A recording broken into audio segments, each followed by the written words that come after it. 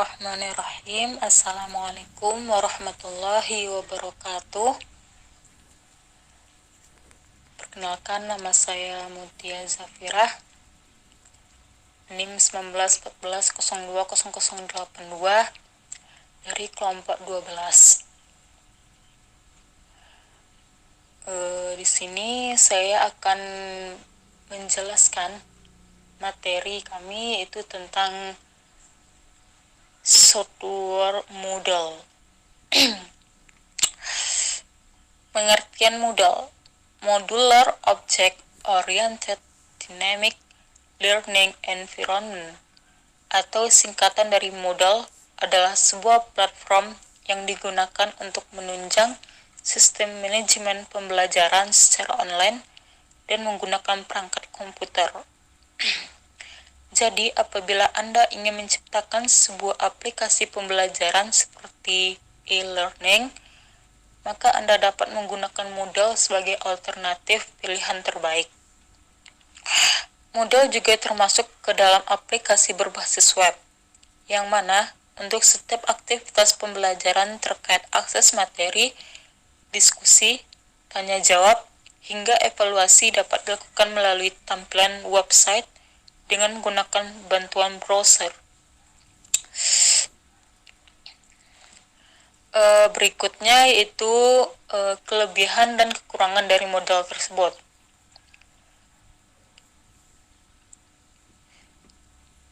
Itu yang pertama, kelebihan. Kelebihan dari Moodle ini adalah sistem jaringan dan juga keamanan yang dapat disetting sendiri. Yang kedua, ruang akses yang dapat dibatasi dengan jaringan yang dibuat karena masing-masing user memiliki hak akses yang berbeda. Yang ketiga, sistem pembelajaran yang dapat disesuaikan dengan kebutuhan user. Keempat, fitur yang lengkap untuk sebuah proses pembelajaran jarak jauh. Yang kelima, proses customizing yang relatif mudah dan baik. Yang keenam, fitur listen. Fitur yang menarik dan sengaja didesain untuk mempermudah para guru dan dosen dalam beraktivitas membuat konten yang menarik dan fleksibel. Yang kedua, kekurangan dari Moodle, yaitu membutuhkan pemahaman yang lebih tentang sistem yang ada pada Moodle. Yang kedua, perlunya tenaga ahli yang bertugas sebagai administrator untuk memanage dan juga membangun sistem e-learningnya. Yang ketiga, memerlukan hardware yang lumayan bagus dan juga harus mengeluarkan biaya yang sedikit lebih banyak. Mungkin sampai di sini yang dapat saya bahas, dan akan dilanjutkan oleh teman kelompok 12, yaitu Saudara Ahmad Ali Soleh. Sekian. Baik, di sini saya akan menjelaskan fungsi Moodle sebagai LMS. Fungsi Moodle sebagai LMS tentunya digunakan sebagai sebuah platform pendidikan, baik itu pembelajaran di instansi pendidikan maupun juga untuk perusahaan-perusahaan. Jika LMS ini digunakan di sektor pendidikan, tentu fungsinya sebagai sarana pembantu program pendidikan yang berbasis teknologi informasi yang memudahkan guru dan muridnya. Sedangkan bagi para perusahaan, platform ini bisa digunakan untuk mengembangkan skill yang dimiliki pekerja mereka.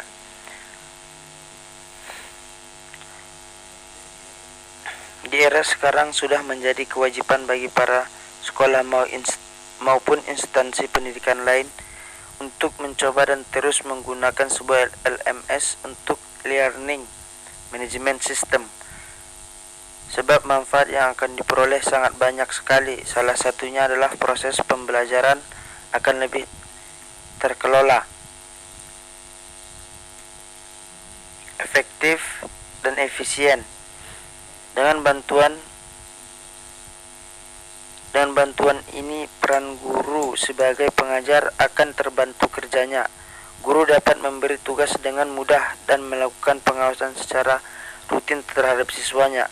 Selain itu, siswa akan diajarkan untuk lebih bisa disiplin bila mana menggunakan platform Moodle ini.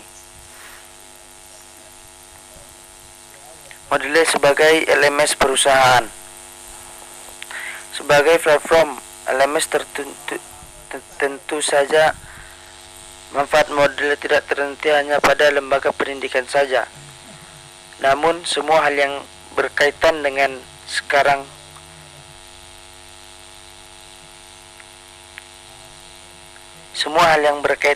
sarana pendidikan dan edukasi bisa sekali menggunakan layanan ini. Perusahaan dapat memanfaatkan fitur di Moodle sebagai sarana pembelajaran, peningkatan skill sebagai karyawan. Banyak sekali perusahaan-perusahaan yang menggunakan platform ini. Contoh perusahaan yang menggunakan platform Moodle sebagai LMS mereka adalah Microsoft, Allianz, Shell, dan masih banyak lagi. Moodle sebagai LMS kursus online. Sebagai platform yang dapat diakses secara web, atau bisa digunakan melalui sebuah browser. Tentunya Moodle ini cocok digunakan untuk sebagai pendukung sarana kursus online. Fitur-fitur yang dimiliki oleh Moodle sangat bermanfaat sekali jika diperuntuk untuk membangun sebuah kursus online. Banyak sekali kursus online yang menggunakan layanan Moodle ini. Mungkin hanya itu yang saya sampaikan. Assalamualaikum warahmatullahi wabarakatuh. Baiklah, di sini saya akan melanjutkan hasil presentasi kami dari kelompok 12, yang mana dengan mata kuliah model pembelajaran bahasa Arab berbasis elektronik tentang software model. Sebelumnya perkenalkan, nama saya Rahmat Zikri, NIM 1914020087, jurusan Pendidikan Bahasa Arab kelas C. Adapun mata kuliahnya yaitu model pembelajaran bahasa Arab berbasis elektronik, yang mana di sini yang akan saya lanjutkan hasil presentasi kami dari kelompok 12 yaitu tentang tutorial mengakses aplikasi software model. Langsung saja kita masuk pada tutorialnya. Pada kali ini kita akan membahas cara instalasi aplikasi model pada lingkungan Windows. Yang mana Windows yang kita pakai di sini adalah Windows 7. Untuk software pelengkap pada servernya yaitu kita memakai program yang diperlukan berikutnya adalah XEMPP dan model. Kita akan menggunakan XEMPP dengan versi 5.6.8 sebagai informasi. Dan kemudian untuk modelnya kita akan menggunakan yang versi 2.8.5 yang bisa di-download di link yang sudah tertera tersebut. Adapun besaran file kurang lebih 45 MB untuk memulai. Setelah terdownload, maka lakukan ekstrak pada folder headrox sehingga folder hasil ekstrak yang bernama model akan berposisi pada link yang tertera di atas tersebut. Untuk proses ekstrak nampak seperti gambar yang ada di bawah ini. Langsung saja masuk kita pada tutorial cara mengakses atau menginstalasi aplikasi model. Yang pertama, pastikan servis pada Apache dan MySQL nya berjalan dengan normal pada folder XEMPP new. Dan ada juga yang bernama XEMPP control.exe yang bisa dieksekusi sebagai control panel XEMPP jika sudah running pada Apache dan MySQL akan tampak seperti pada gambar yang tertera di bawah ini. Yang berikutnya, buka pada browser alamat dengan link yang sudah tertera tersebut, kemudian pilih bahasa untuk instalasi. Nah, kalau seandainya kita orang Indonesia, maka kita memakai bahasa Indonesia agar kita lebih teliti lagi dan paham untuk mengisi apa-apa saja yang perlu diisi nantinya pada instalasi. Dan ketika sudah mencari bahasanya, maka kita klik next. Dan pada halaman berikutnya akan muncul form untuk diisi sesuai dengan alamat patch instalasi kita. Pada web address dan model directory akan muncul otomatis sesuai, sedangkan data directory sebenarnya fleksibel, diisikan di mana saja asalkan tidak sama dengan model directory. Sebagai informasi, data directory ini digunakan sebagai data caching yang akan menyimpan semua data akses kita agar lebih cepat pada akses berikutnya. Pada model, folder ini penting untuk dibuat. Akhiri dengan klik next sesuai gambar yang tertera di bawah tersebut. Kemudian pada halaman berikutnya, biarkan default saja pada MySQL. Kemudian lanjutkan dengan klik next. Kemudian pada tahap selanjutnya kita akan membuat database melalui phpMyAdmin. Buka pada tab baru di browser dengan alamat yang tertera tersebut. Pada database, buat database baru dengan nama model sesuai dengan gambar yang tertera di bawah, yaitu create database dengan nama model.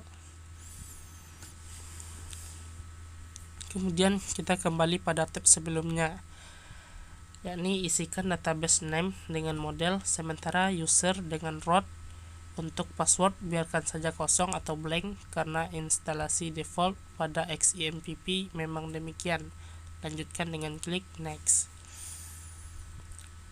Pada halaman agreement, klik dengan continue yang tertera di bawah. Selanjutnya akan dilakukan checking komponen-komponen yang diperlukan model. Jika semua paket yang diperlukan sudah lengkap, maka akan muncul teks Your server environment meets all minimum requirements. Lanjutkan dengan klik continue.